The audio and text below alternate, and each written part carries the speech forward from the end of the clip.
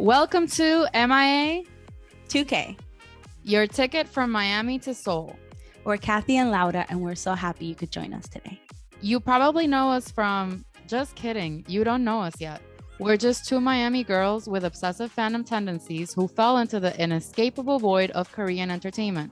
And we're here to share our insights and spill all the tea only grown fans like us can enjoy. We've done all the research and acclimating so you don't have to.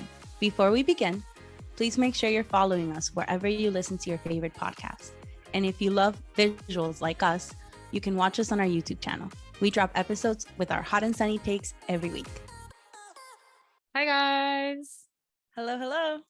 A few weeks ago, we hit you guys with all of the differences between Western and Eastern entertainment. And while we were doing the episode, we realized something beautiful. There are a lot of similarities between South Korean and Latin American content and cultures. That's right. And what better time than Hispanic Heritage Month to do a deep dive on all the parallels we've found so far. Also, we're still riding high on our cloud from being featured on Apple Podcasts on their collection called El Vecindario. So let's get right into it and start finding some common ground. Yeah, vámonos. So the whole point of the episode today is to talk about how we're really not different at the core. One of the biggest similarities, or one of the most obvious similarities that we noticed with all of the Korean entertainment that we've consumed, is a focus on appearance and visuals. As Colombians, half Colombian, full Colombian, Colombians, and I think Venezuelans too, in that way. Yeah, the plastic surgery is thriving in that industry. Yeah. A lot of people assume that all Colombians have some sort of plastic surgery because it is so common. Sometimes people in Colombia would rather get plastic surgery over eating. Yep. Because it's that important. In Korea, everyone is into good skin, being perpetually young. And we kind of also saw that growing up.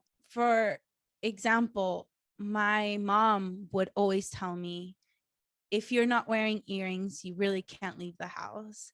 The hair is the frame of the face.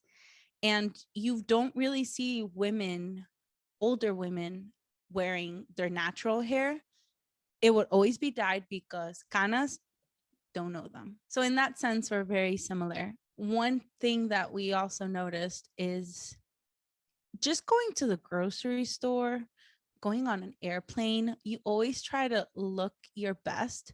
When we first came to the US, my mom was surprised, wanted to pass out when she went to the supermarket for the first time, and she saw people in like pajamas, and she was like, ma'am, this is a Publix. Like, it's not your house. Shopping is supposed to be a pleasure, ma'am.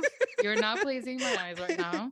So it's very similar in that sense. With me coming from Venezuela, I can tell you that for a lot of girls, instead of having a quince or like the equivalent of the sweet 16 for 15-year-olds, they would have a plastic surgery as their gift. Like they would get either a boob job or a nose job or anything like that. Like that was their 15th birthday gift.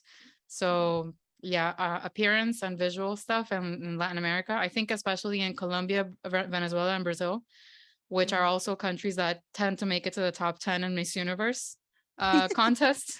There's a reason for that. And another point that we noticed, South Koreans tend to be weary about darkening, tanning, melanin in general.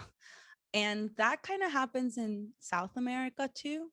There's a whole thing about bettering your race by marrying someone who's a little bit lighter than you. So that's also a common thing that I've seen in just all of the entertainment that we've seen. The fact that a lot of our idols start a certain color, and then by the time they're famous or more famous, they are a completely different color, usually lighter.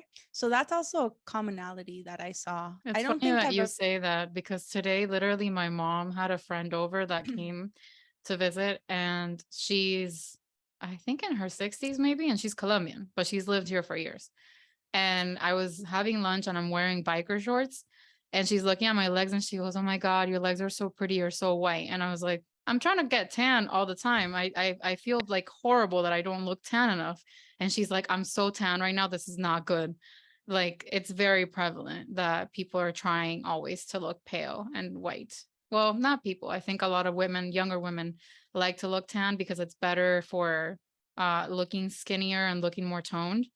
But in general, I think older people definitely want to look pale. But even younger people, it's a difference between being tanned and just being naturally dark. You Yeah. get what I mean? Yeah, Like of it's, course. which is crazy that it's still prevalent in any society, but But look at these it idols is. hiding from the Yeah. sun whenever they're outside and trying to put on like 75 layers of SPF. Literally, I remember, is it Sugar who wears the long shorts, like Yeah. the tights, the shorts, and the Yeah. long shirt That's with my a hat? man. That's my man. that TikTok, is this your man? Yep, that's fine. It's a lot. Yeah. I guess outside of just how you appear, like physically, there's also appearances of how you look socially. Oh yeah. And I think, at least in all of the K dramas that I watched, it's a really big point in Hmm. general on how you, like, your neighbors perceive you. It's way more important than literally anything else. Like, el que dirán really does exist in South Korea, like it does in Latin America, because everyone's more worried about what your neighbor is saying than how you're feeling and how you're doing yourself, you know? It's so So I toxic. It's so toxic. super toxic. Like the ajumas walking around chismeseando, the same as like las viejitas en el barrio, I guess you Vecindario. could say. Also talking and like whispering and like And it's not even saying, las viejitas. I can tell you, we've had some really frustrating conversations with a few of my aunts that are not old at all. And they're just like not living their lives or doing what they want because of what the people down the street will say. And there's a lot of that thing of they've lived in the same place their whole lives. So they can't imagine like it actually makes sense in a way that it concerns them what people will say or think. But honestly, it's so ridiculous. It's like no one's living their lives because everyone's thinking about what the neighbor's gonna say. And I'm like, is the neighbor paying your bills? Like, who cares? Like, I don't think that's as big of a problem here in the US as it is in Latin America, especially in smaller mm-mm. towns. Yeah. And I think South Korea is the same way. Like, It's the exact same way. What I've been thinking about recently is, and just from seeing a few K dramas here and there and just the shows in general, there's just a lot of weight put on how you portray yourself to the world and making sure that you're perfect. Like, I think South Korea is they're about 30 years behind on woke culture. Like in America and in the West now, we're liking the raw, the unfiltered, show me your problems so I can relate to you and all those things. But the idols are supposed to have this perfect image and the actors are right. supposed to have this perfect image. So I think that's also going to fall apart as time passes and as more Yeah. of the globalized eyes are on them because they'll just be just called to or forced to evolve. I was reading this webtoon about a woman who's talking about her struggles with food and weight. And it seems that there is a small amount of people that are trying to make the change now, because Hmm. the whole webtoon was about her experience as a thicker person, as a bigger person, and how that affected her whole life, from her relationships with her parents to romantic relationships, and how at the end she realized that it was not worth it. I think you showed And me this a few months ago. yeah, and so she did like a modeling show or like a fashion show for normal sized people, and it was one of the first ones in Korea. So I think slowly it's getting there. It's And sprouting. That's how it started here as well on right, this side of the world. And then, now it's more widespread yeah, body positivity and stuff, but there's still fights against it. So, yeah. I mean, in South America, it's still very much sprouting yeah. a little bit, Yeah, it's just a more little advanced bit. here in the US for sure. Yeah. And then one of the things that I've noticed, especially being from the coast in Colombia, is the importance of wearing brand name stuff. And I've noticed that in Korean culture, there's also that importance that is given to brands. even now, people will make a comment if your shirt is a certain brand or if it's not the right brand. Like my sister was telling me that her husband is the lawyer and he doesn't really care about clothes as long as it looks clean. And he was talking to one of his clients and he made a comment about the fact that his shirt wasn't the brand that it should be. So like instead of being a polo, like a Ralph Lauren polo, it was a Tommy Hilfiger one. So that wasn't good enough. And so he made like a comment, like it was a joke, but like not really, like it was Yeah. like a little jab. And so my poor brother-in-law was like, oh shit, do I actually have to like start caring about this? So when he came over here for a trip, for a family trip, they went shopping for the better brand. Yeah, because it Just because. definitely makes an impression, or it makes people look at you in a different way, especially in certain businesses. So yeah. I genuinely have never cared about brands, mostly because I'm very clumsy and I ruin shit. So I don't want to spend a lot of money on something and then be sad that like I tore it to shreds. So just give me whatever looks nice and is affordable so I don't have to suffer as much when I inevitably ruin it. That's my take. But I know that in Venezuela and Colombia and here in the States too, like whenever something from Supreme drops, everyone's lining up for it. So Yeah. there's also that. And remember when the Louis Vuitton bags were everything, like in the early 2000s, that everyone had those like small bags at the mall? Yeah. And I think that's also a thing in South Korea, at least with Yeah, the 100%. content that I've seen, the dramas that I've seen, And it even works because webtoons. they have the artist like endorsing it, and you see these things sell out. So like the Yeah. influencing works really well in South Korea. Like the Yeah. influencing is influencing, the math is mathing over there with the Yeah. brands and investing on having idols Yeah. and actors be their spokespeople. And one last thing, I keep saying one last thing, but this one I actually spoke to one of our friends. We were having dinner with her and her boyfriend before a concert, and it occurred to me a little bit the similarities of the soju drinking culture and the aguardiente drinking culture in like specifically Medellin, where people treat aguardiente like they treat soju in the sense of like it's basically just water and it's available for everything regardless of economic status, and it is drunk morning, middle of the day, and at nighttime. And also the whole drinking in front of like in Colombia it would be tiendas. Like shops, like convenience stores. Yeah, and then in Korea it's convenience stores. You Well, see I an was reading that the in Korea you can walk around with open containers. It's not illegal like it is here. So like in Seoul, yeah. people just walk out of the convenience store with their bottles and you go to Hung River, walk around with your open container and you're chilling. So it's great. Yeah. Yeah, but the specifically the drinking right in front of convenience stores, I've seen it every single web drama, every Mhm. single webtoon, every single K drama, and it happens a lot in South American countries too, Yeah. where it becomes like a hangout, a thing to do. Yeah, it's like the place where the husbands go when they want to get away from their wives is down the street. They go with the excuse to buy bread and cheese for the next day, and then 3 hours later they come back drunk because they were hanging out with Juanito and stayed a little bit longer than they had to for looking for the bread and cheese. So another element that we found some common ground between was with the TV humor, and we're talking about specifically like morning shows, variety shows, things that are meant to entertain people. And I know and I've seen that there's a fair amount of intellectual shows where they go deep into really asking questions that make people think and intrigued and stuff. But the majority of the variety shows, I would say, like just like the morning shows, have this like base level humor where people just want to like maybe dress up like a gag or have like a little bit of drag cross dressing situations going on, dressing like babies or little kids and acting like, a kid throwing a tantrum.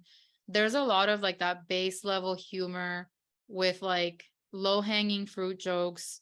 And it's just for people to like unwind and just like while you're cooking, you just have the show in the background, that type of thing. I feel like the shows that I've seen not that I watch a lot of variety shows or morning shows in America, but the shows that I've seen here in the US have a little bit more of like let's talk about the news and let's talk about Yeah. the happenings and let's be analytical about these things. But with in Latin America and in South Korea, it seems like they're like, let's really differentiate. This is entertainment time. We're not going to talk about the world. We're not going to talk about important things. We're only going to go look at this grown man dressed in a diaper and go for like fastest joke that they can find. I think that's something that I've seen across the board. I might be wrong because, of course, I have not seen all of Korean TV. And again, I do know that there is a lot of shows that cater to the intellectuals and cater to those more developed jokes. There's something for that crowd as well. But it seems like the base level of humor is very low for those variety shows and morning shows and stuff like that. It's like that one show where the idols go and the two, Grandparents. but yes. Yeah.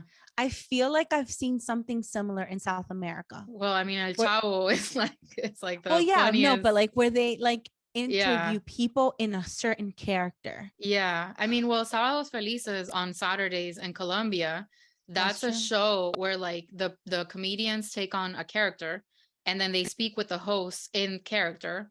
And Yeah. it's very like method acting, but you know, not the right method of the acting or the right embodiment of the actor you would want to see. But yeah, Sábados Felices totally has that vibe. The only thing is I'm not very familiar with South American entertainment right now. So I don't Right. know if there's like a show Okay. like that one with the grandparents that is just like they Yeah. run the show. Actually, yes. What is it called? My mom knows the name of the show, knowing that yes, those shows exist. So you're 100% right. It's just like the show. And if you guys don't know what we're talking about, we'll try to add something in the description, like a link so you can see it. But it's a show where two comedians that are probably in their 40s dress up with a wig and glasses to look like their grandparents. And the idols go, like an idol group goes, and they call them grandma and grandpa.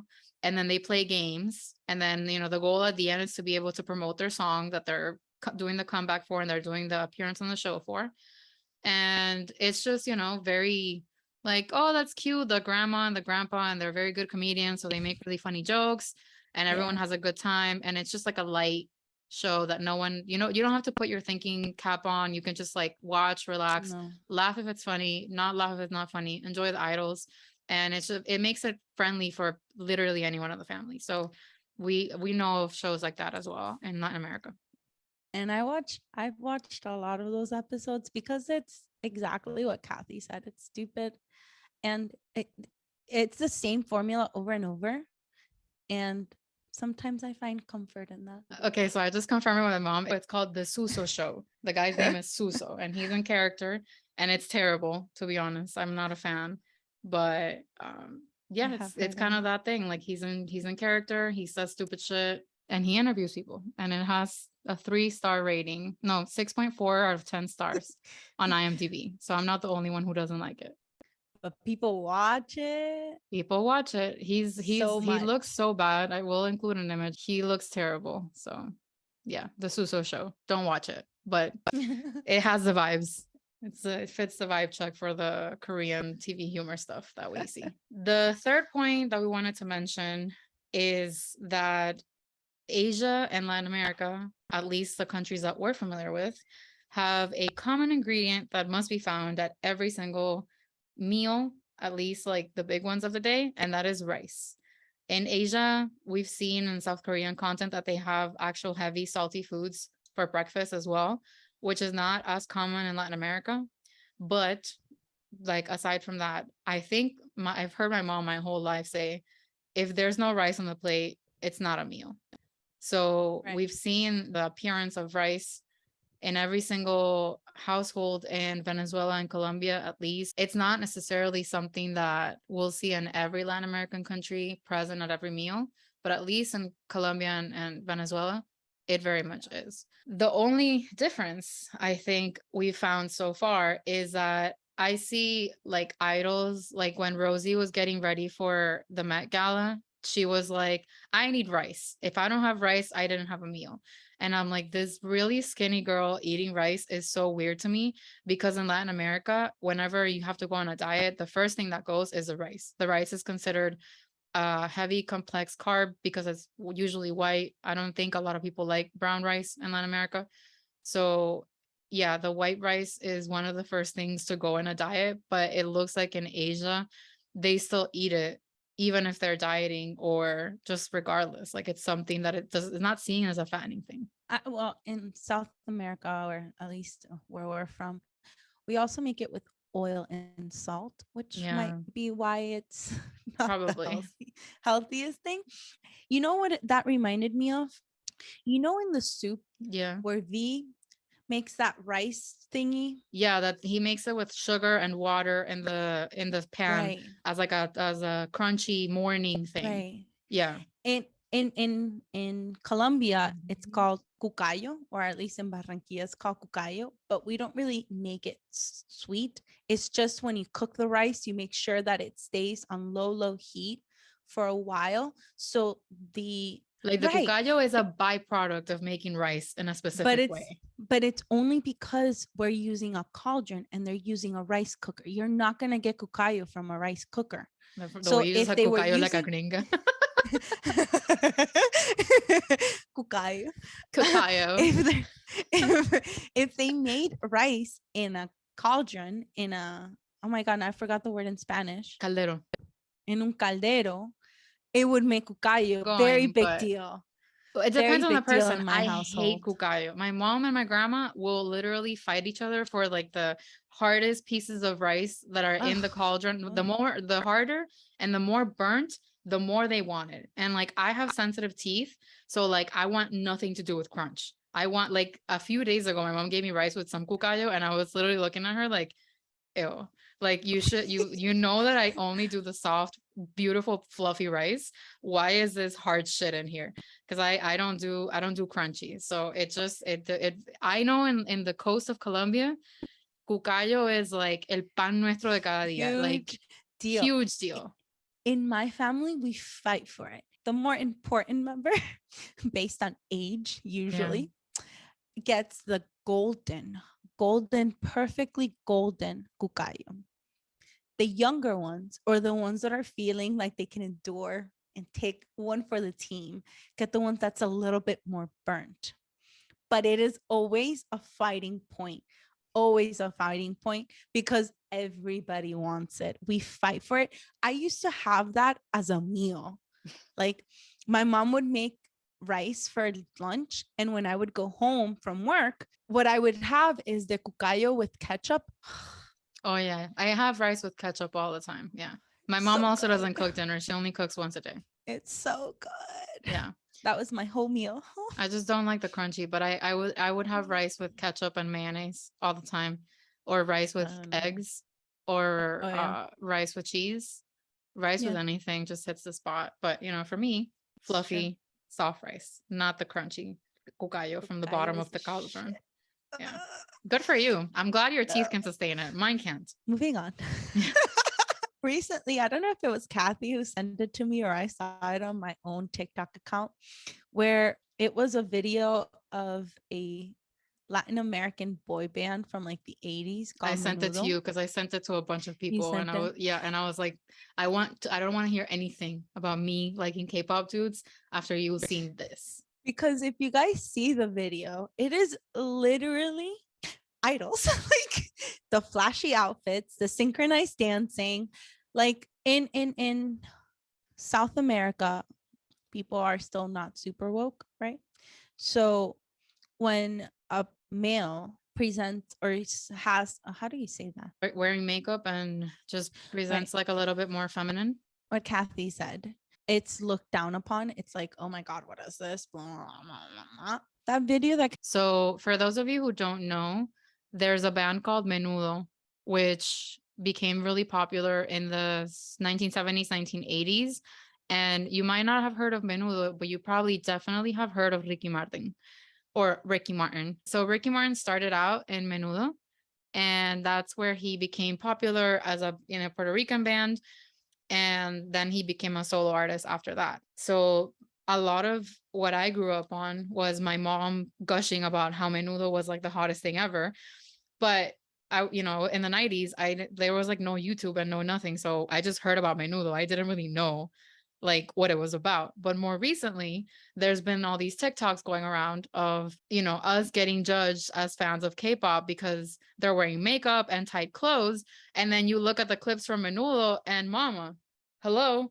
I definitely didn't pick it up from the floor. Y'all also like this shit back in the day, like in your version of it, which was way less aesthetically pleasing to anyone.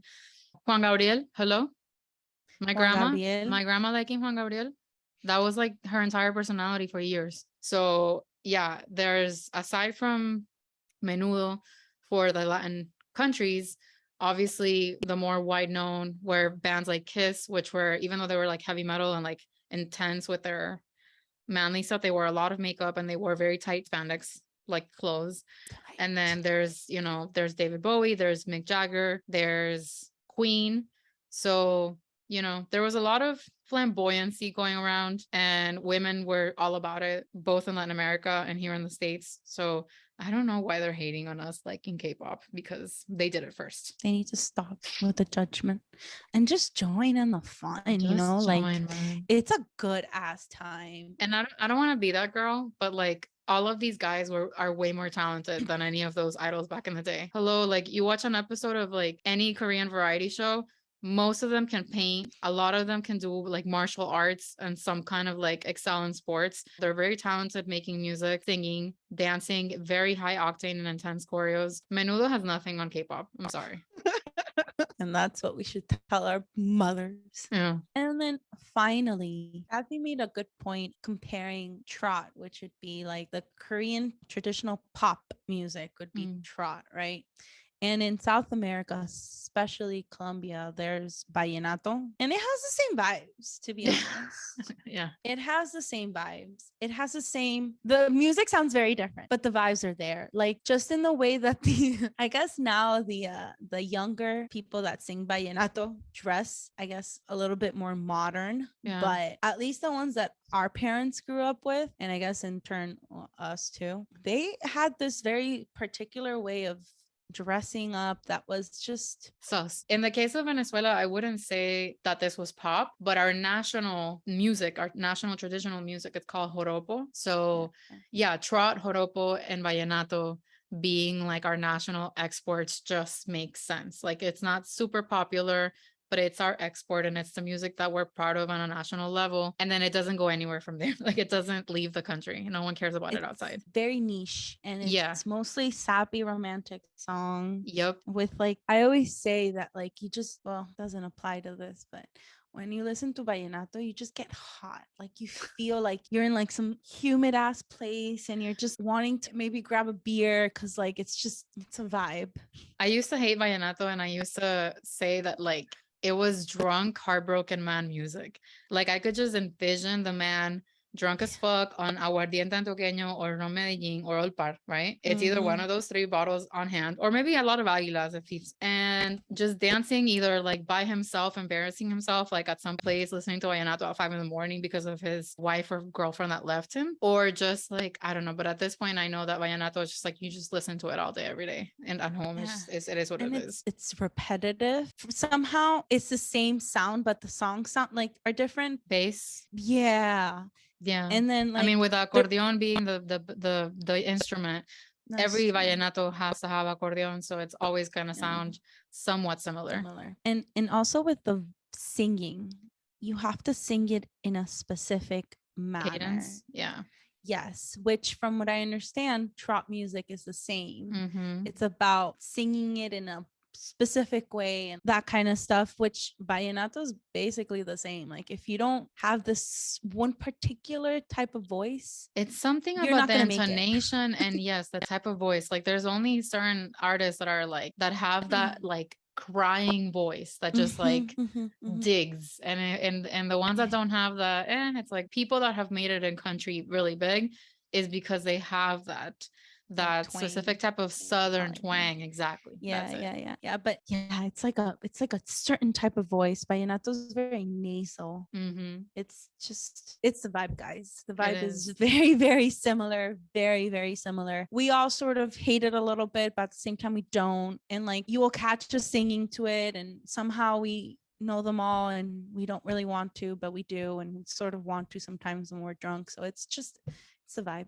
And it feels like it's like that with the idols too. Like, you know, as Yeah. much as they make pop like hot people music now, if they're doing some variety show and like an old trot or famous romantic tune comes on, everybody knows it. So same difference. We don't want to, but we know it and we kind of like it. Great. And then the last point here to really close our episode is because we like to insert ourselves into everything.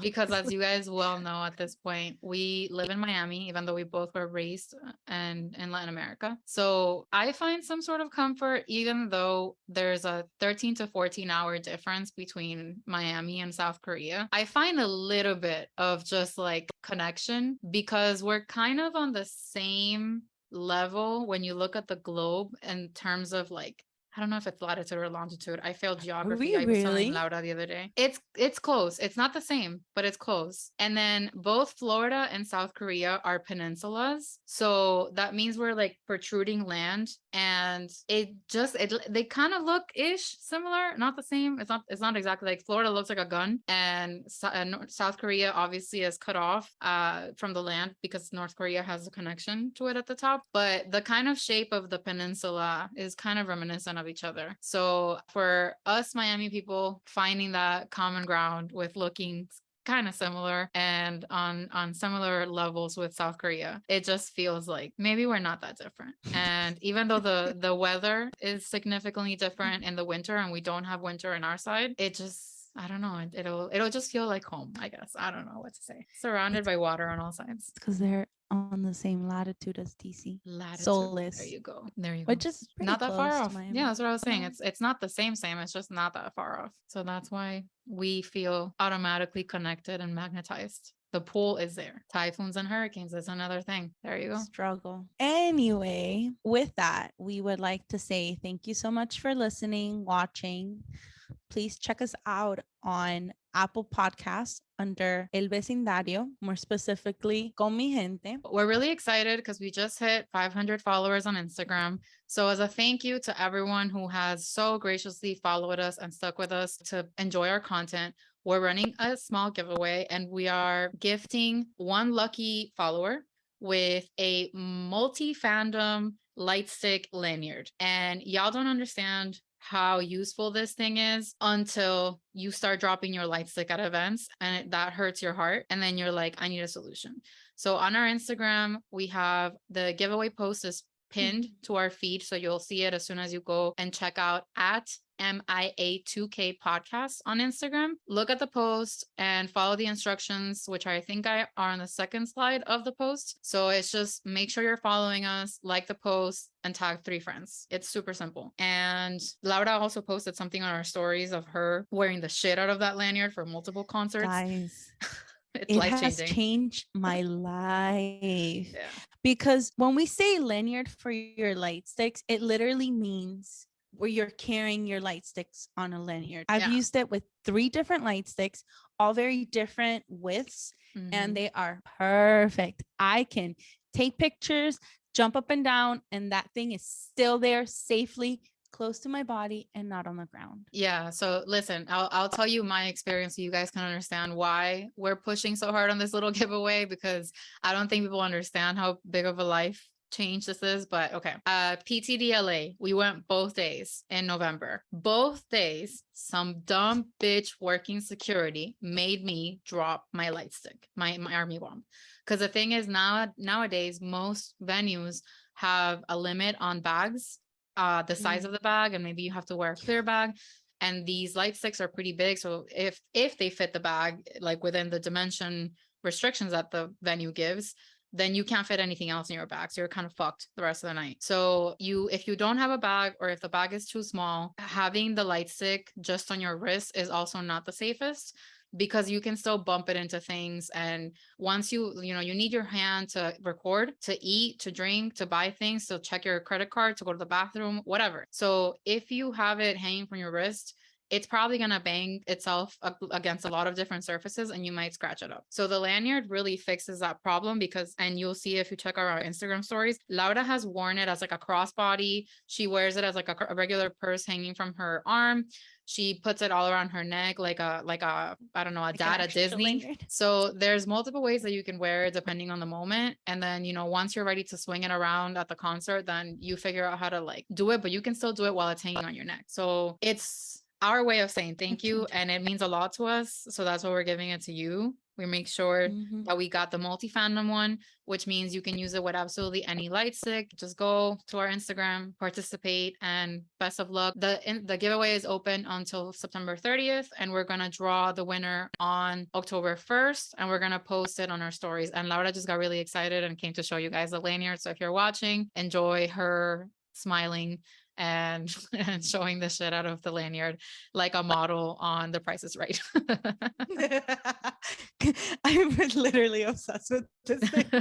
I can't help it. And with that, we are officially ending our episode. We hope you guys enjoyed it and saw all the similarities between Latin America and South Korea, the way that we saw them. If you saw any more on your own that you want to share, please feel free to leave a comment on our YouTube, answer our Spotify polls, or go to any of our social networks. I'm dying to talk to people on Twitter, so come talk to me at MIA2K Podcast as well on Twitter. And yeah, just thank you. Thank you. Bye. Thank you so much for listening to this episode of the MIA2K Podcast. We have lots of great content coming up ahead, so please don't forget to follow and subscribe to our show on Apple Podcasts and Spotify. And if you enjoyed our episodes, please rate us 5 stars. And for the real-time tea, follow us on Instagram, Twitter, TikTok, and Facebook by searching for @MIA2K Podcast. Dale. Bye.